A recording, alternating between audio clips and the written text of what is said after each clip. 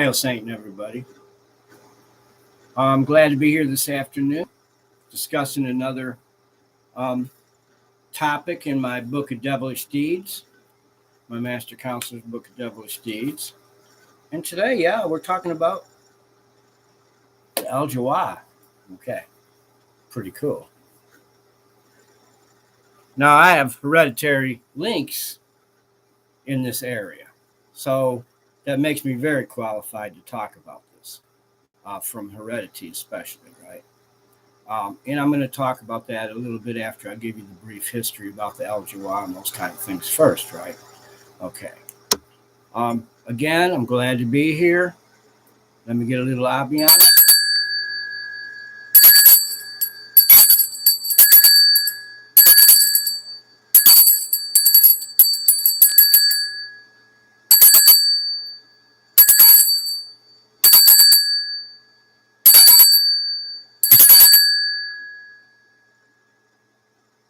Okay. No, that was the tone I was looking for, so excuse me, right? I don't usually spell that often, so. But for special things, I might could do things like raising vibration and energy, of course.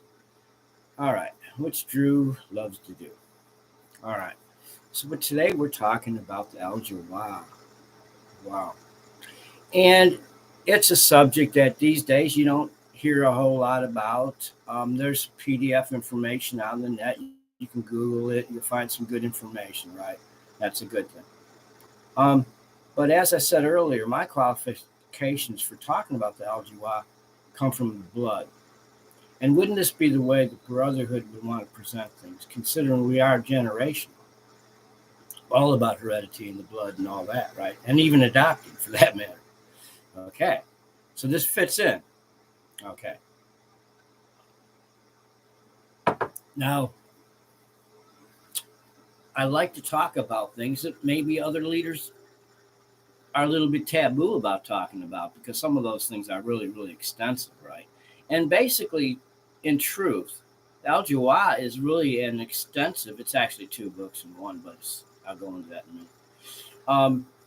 But it's an extensive treatise, right? Okay. And really, we're only getting, just like the Necronomicon, which I'm going to be talking about later in another video, we're only getting today bits and pieces of what those original books and manuscripts and treatises really were. Okay, so you got to bear that in mind. This is a different time today, so we get bits and pieces of it. And you have to have people that can come out and pass things on to people, like I say, passing them down to people, in a precise and comprehensive manner where people can understand it, right? And that's where Drew always wants to show everybody those connections with left-hand path or Satanism in relationship to these other subjects that are all, to me, considered left-hand path. Okay. All right. So that's another whole thing to get into later. Like I said, we'll talk about the Necronomicon another time. Okay. But we're talking about the Al-Jilwah today. And so, of course, I have a few little notes because, of course, when I do these discussions, I don't like to have misinformation at all. Drew's not about misinformation, disinformation, or fabrication. Any fake presentations. That's not the Brotherhood way. That's not what we're about. We'll never be like that. As long as Drew's at the helm, I'm not going to be the type of satanic leader that, doesn't present real truth, real occult truth. And I have to say occult truth because it means the same thing as esoteric truth. Esoteric means hidden, so does occult. They both mean the same thing, guys. Okay. So, the Al-Jilwah is also known as the Yazidi Book of Revelation. Okay.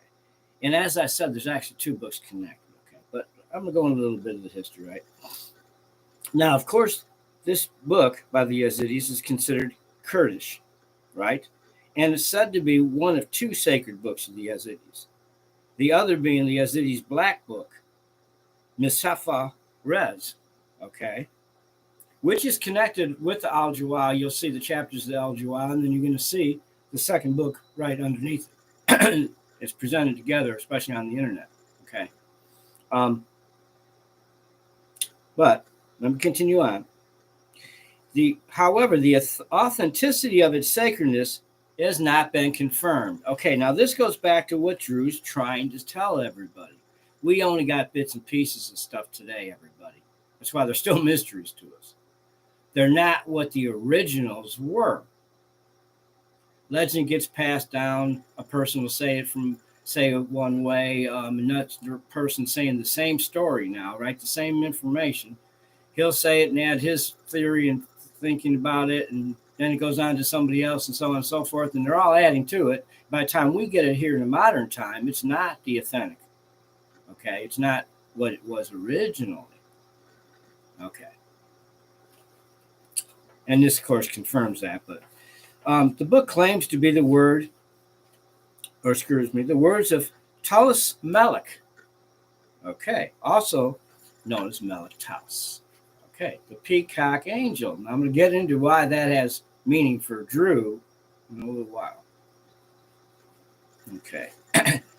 And he allocates the different responsibilities, blessings, and misfortunes as he desires, and in which humans don't have any say in. Wow. Okay. So we don't even have a say in it. No, Taos just teaches. Okay. Discovery and authenticity. Shaykh Abdullah El-Ratabi mentioned, and this was in 1746, mentioned a sacred Yazidi text called the Jilwah, and he ascribed its authorship to Sheikh Adi Im Musafir. This was echoed by R.H.W. Epson in 1928, who moreover stated that the book was written by Sheikh Adi to Fakhr ad-Din ibn Adi. R. Frank, however, in his discussion on the Al-Jilwah in 1911, denies this. Okay. So again, this is what I'm trying to say. You got to understand that when we study these things, that's lots been lost. Okay. And part of the charge of a Brotherhood initiate is we want to find what has been lost. Okay. And that's going to come to us in various ways. Okay. And eventually we'll be able to use integrated thinking and be able to put the pieces together. Okay, but that's okay. So when other people, foreigners especially, began studying the Yazidis in the 1850s, they believed the Yazidis had sacred books and thus tried to find them. Of course, like with all the older traditions and tribal things that went on back in those areas, right? The seat of our demons, by the way, where our demons originated. Everybody that's a later historian, particularly occult historians like myself, would want to know about, right? It'd be information and things we'd want to be studying and try to get our hands on if possible, of course. Well, the Yazidis had sacred books as attested in their oral traditions. It's not known whether they were kept secret in the Yazidi home or burned during the massacres of the Yazidis. Okay. Copies of the Yazidi Book of Revelation were found in the 1880s, and a number of copies purported to be authentic circulated in Iraq in the late 19th century to early 20th century. Okay. A former monk and known manuscript dealer named Jeremiah Shamir was supposedly involved in some of these fraudulent manuscripts, okay, that weren't authentic. Okay. Of course, remember what I said. Back in the day, you even had what we call today forgers, right, that forged stuff, okay? They might have added to a trustees, wrote their own shit in there or whatever, too. Again, Satan and the demons will lead you to knowledge, right? Yes, it will. Yes, they will. And that will help you with putting the pieces together and all these different things. Again, they're all mysteries. I could call them dark mysteries because we're studying things now, that were written way back then, right? And we know they aren't authentic. The information we have today is not authentic like it was, like the original manuscripts. That's what you call authenticity. Going back to continuity goes back to where it originated from. Okay. Translations were also made by R.Y. Abdu, M.J.L. Young, and Isaiah Joseph. Joseph claims that his translation was made from the original Kurdish book, which he had discovered. Now, that's highly suspected he really discovered. Okay. Alphonse Maganda asserted in 1916 that all translations are based on inauthentic documents. There you go. Drew already told you that a second ago. Yeah, I do know what I'm talking about, guys. That's why I'm a good teacher. Okay. He moreover states that Shamir could have been the author, possibly, of the Yazidi Book of Revelation.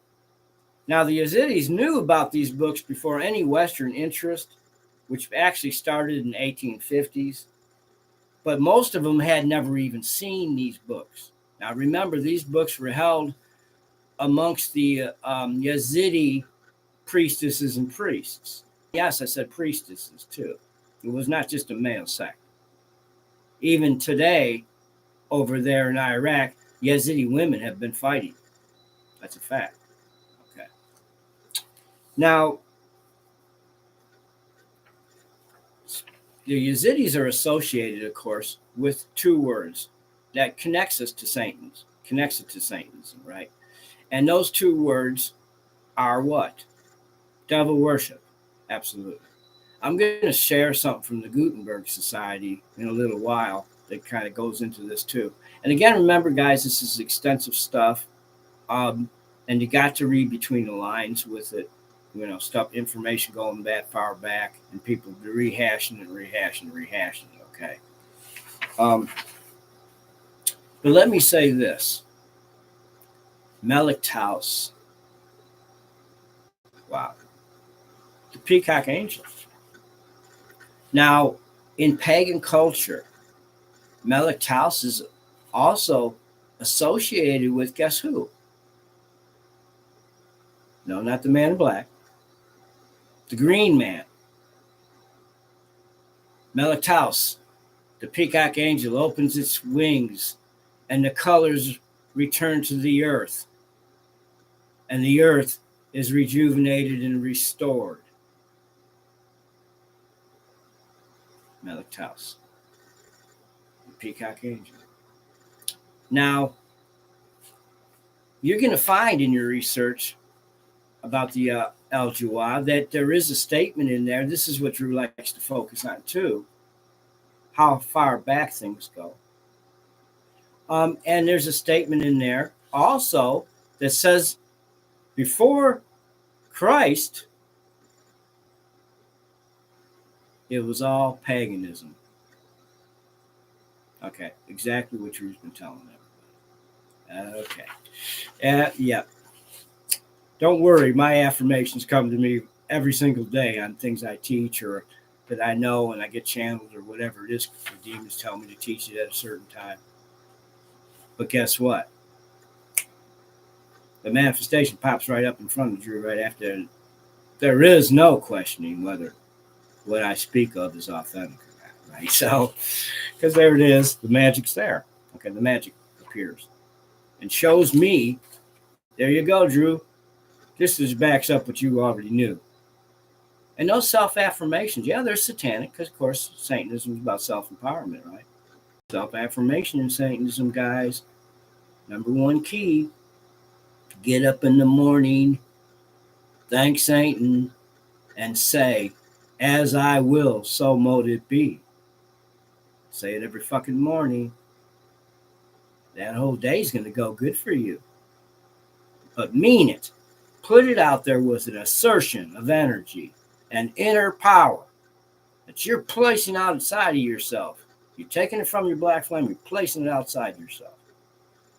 Guess what you're doing? You're bringing it into physical manifestation, much like visualization. Another subject Drew's going to talk about soon. And how to use these things in relationship with satanic magic. How they connect together, the whole thing. Yes, I just passed on the trident to you. Okay.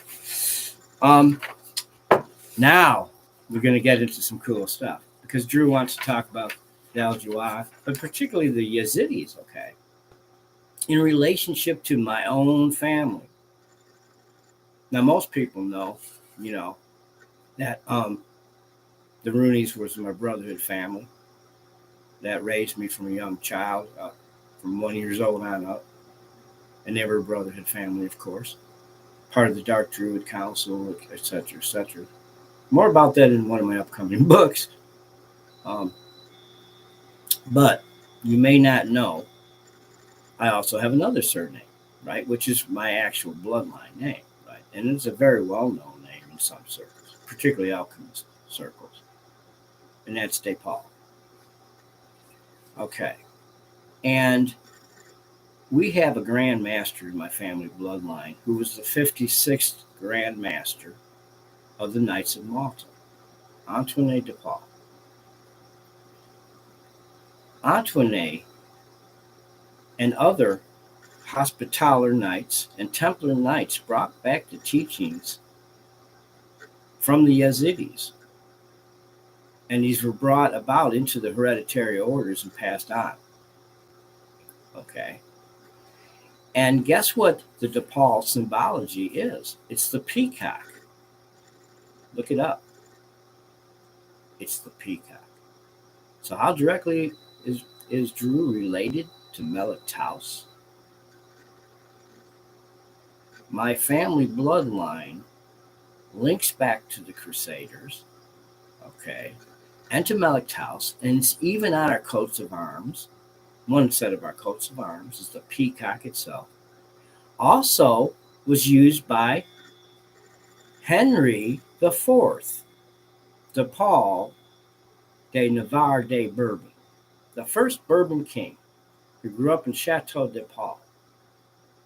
Now, there's a lot more about my own particular family history that I'm going to be passing on at our next offline event in spring, because I'm going to be doing a discussion about Basque witchcraft. My family originated in Guyana, which was France, which was back then ancient Gaul. They were there when Rome invaded Gaul. That was already an ancient province. So there's a lot more to the story, right? Okay. But remember something about Drew. I present authentic information. And I'm certainly not going to lie about my own bloodline. Foster and genuine, and my bloodline. Neither one. Ever. Because I'm all about authenticity.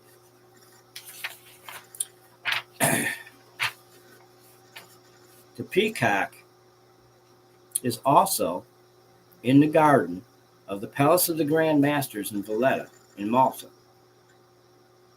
Antoine's arms, my family De Paul arms, is carved in stone with the royal lion in our arms. Later, I will show some of these things here on my, probably on my Facebook profile, in fact, okay? Because I do want to present authenticity. Very important. So back to the Yazidis. Did the Yazidis have information that goes way back? Why would the Templars and the Hospitallers, consider the Yazidi as people of knowledge?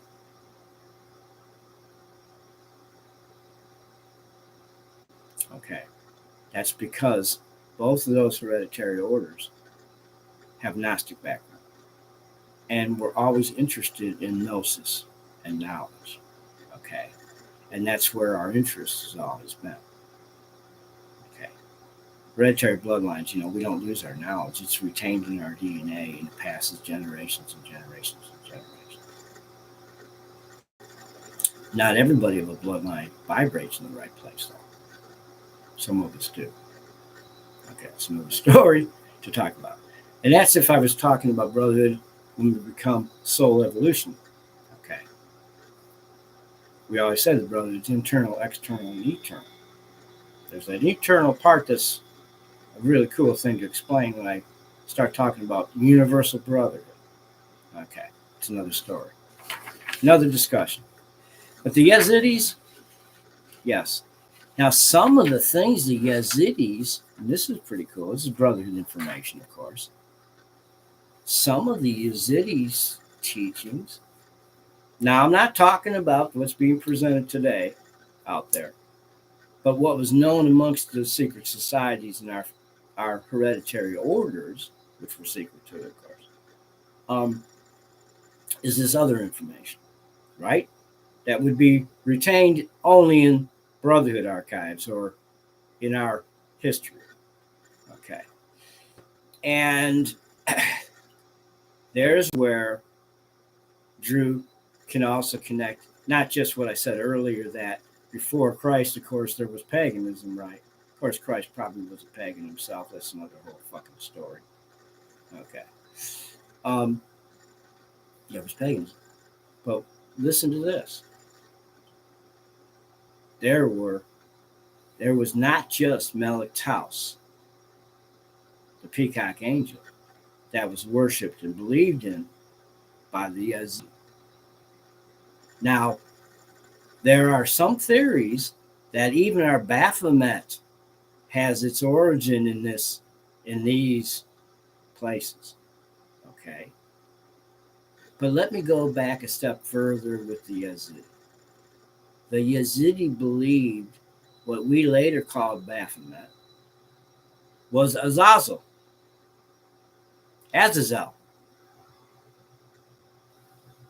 our goat-headed demon. Okay, there you go. And this is what Drew's trying to say. There's always inside information the Brotherhood always has when it comes to the occult. Some of us have the knowledge, some of us won't. Again, a lot of it can be recollection from DNA remembrance, past life remembrance, and recollection, stuff like that. But nonetheless, authentic and true mysteries and true information being presented by the brother. So, as a trustees, an historical document that's associated and has always been a part of the left-hand path in its presentation, much like the Necronomicon. The Yazidis and the book of the Al-Jilwah and its companion book, the Black Book, are relevant in your study as a Satanist. And I started to say this again, why? It's relevant to have knowledge of all these different things. The more knowledge you have, the more self-empowered you become. All individual Satanism is about self-empowerment on a personal level. Knowledge leads us to self-empowerment. And don't be afraid to discuss things like this. Again, like Drew says, some of this, you're going back so many thousands of years sometimes to original manuscripts that are no longer the authentic ones of the information we're reading today. You know it. And be wise enough, because you are a self-empowered Satanist, to be able to read between the lines and to know this and understand this. Again, what Drew always says about left-hand path teachings and knowledge. We're all individuals. First and foremost, whether we're a Satanist or satanic witch that's a member of a coven, an organization, or just an individual practicing solitude. We're individual Satanists. Enhancing our own individual knowledge leads us towards more self-empowerment, okay? Not to mention the satanic enlightenment, okay? Drew calls illumination, okay? Granted to us. The knowledge comes to us. You have to learn to connect with the current, which is a transmission of gnosis and energy. It's a vibration of frequency, right? And it will lead to your self-empowerment as a Satanist. I do believe tribes, even back in old Iraq and places like that, Mesopotamia areas, yeah, I think they had a lot of knowledge, super amount of knowledge. And they go back to the first cultures. Think about it. But yet, what we have that's been passed down to us today seriously has these big academic and holes and stuff in our information and stuff. That's what I'm saying. And so the presentations that they do today, they can tell you a bit of the history, like I just did about the Al-Jilwah and stuff like that. But they're not the authentic original manuscripts. Remember that, okay, guys? And Drew's going to tell you as a Satanist, keep an open mind, and I want you to keep open minds on areas like this too, right? And Drew's going to be candid about this and say, remember back then, those manuscripts, even in Necronomicon, okay, our manuscripts that we're seeing copies of today and stuff, throughout the years being passed down information about that subject or those books, it's not the original anymore. Okay. All right, guys, I appreciated talking to everybody today. And, were the Yazidis devil worshippers? I would have to say yes in a lot of senses, okay? But I think one of the more important senses of all that would be that not only was there Melech Taus that was of importance to them, Azazel was very important to them. And we do think that later came down through the Templars, of course, and then into the art and work of Ephilivius Levi, or should I say Louis Alphonse Constant, which is his real French name, a French Gnostic mystic. Might have been a cleric, if I'm correct. Okay. Guys, appreciate everything today. Again, keep your open minds, right? That's one thing I want to say. Satanism was going on a path where we were moving away from a path of knowledge, okay? And we were on a path of stagnation, guys.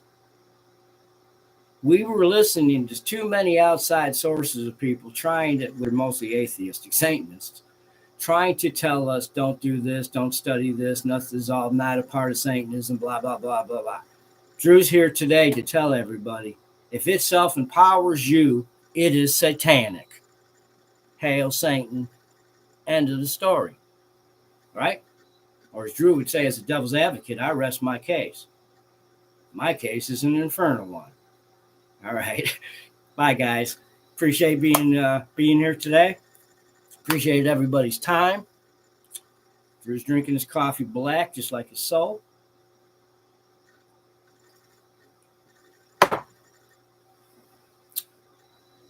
And I'm a lot of different shades of black, guys. Okay? But that's all in a good way. So hail Satan, everybody. Don't forget, always hail Satan first, then hail yourself. So mote it be. Infernal blessings ad majorum sanctam gloriam, to the greater glory of Satan.